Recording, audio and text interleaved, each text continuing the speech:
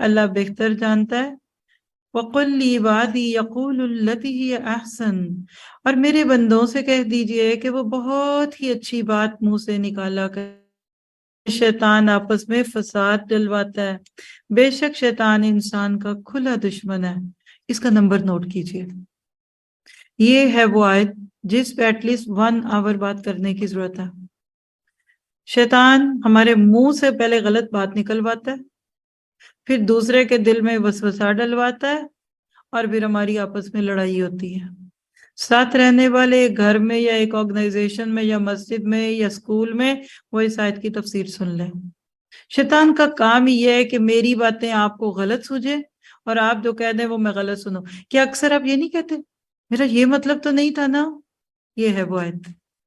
شیطان آپ کی صحیح باتوں کا مطلب دوسرے کو غلط دلاتا ہے، اور ساتھ رہنے والوں میں یہ ہوتا ہے، ایک گھر میں، ایک جگہ، ایک جاب پہ، ایک بزنس کے پارٹنرز دوسرے کو غلط سمجھتے ہیں، حالانکہ وہ غلط نہیں ہوتے ہیں۔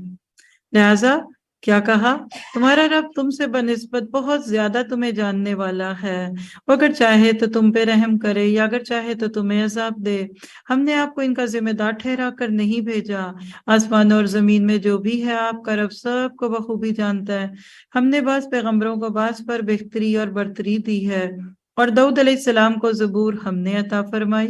کہہ دیجئے کہ اللہ کے سوا جنہیں تم معبود سمجھ رہے ہو انہیں پکارو، لیکن نہ تو وہ تم سے کسی تکلیف کو دور کر سکتے ہیں اور نہ بدل سکتے ہیں۔ جنہیں یہ لوگ پکارتے ہیں خود وہ اپنے رب کے تقرب کی جستجو میں رہتے ہیں کہ ان میں سے کون زیادہ نزدیک ہو جائے۔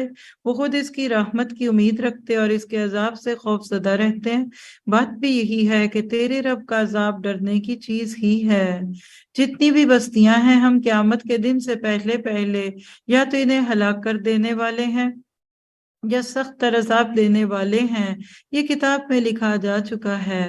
ہمیں نشانات یعنی معجزات کے نازل کرنے سے روک صرف اسی چیز کی ہے کہ اگلے لوگ انہیں جھٹلا چکے، یعنی جب بھی معجزے ملے پھر لوگ مانتے نہیں اور پھر اللہ کی پکڑ کا شکار ہوتے رہے۔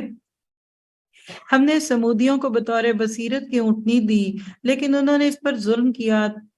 کیا ظلم کیا؟ ہم تو لوگوں کو دھمکانے کے لیے ہی نشانی بھیجتے ہیں۔ اور یاد کرو جب کہ ہم نے آپ سے فرما دیا کہ آپ کے رب نے لوگوں کو گھیر لیا ہے، اور جو خواب یعنی عینی رویت آنکھوں سے جو دکھا ہم نے آپ کو دکھا دی تھی وہ لوگوں کے لیے صاف آزمائش ہی تھی، اور اس طرح وہ درخت بھی جس سے قرآن میں اظہار نفرت کیا گیا۔ ہم انہیں ڈرا رہے ہیں لیکن یہ انہیں اور بڑی سرکشی میں بڑھا رہا ہے۔ کتنا قرآن کا ذکر ہے اس صورت میں۔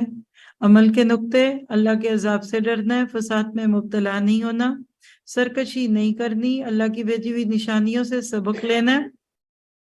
شیطان انسان کا کھلا دشمن ہے، اس کی چالوں سے بچنے کی کوشش کرنی ہے۔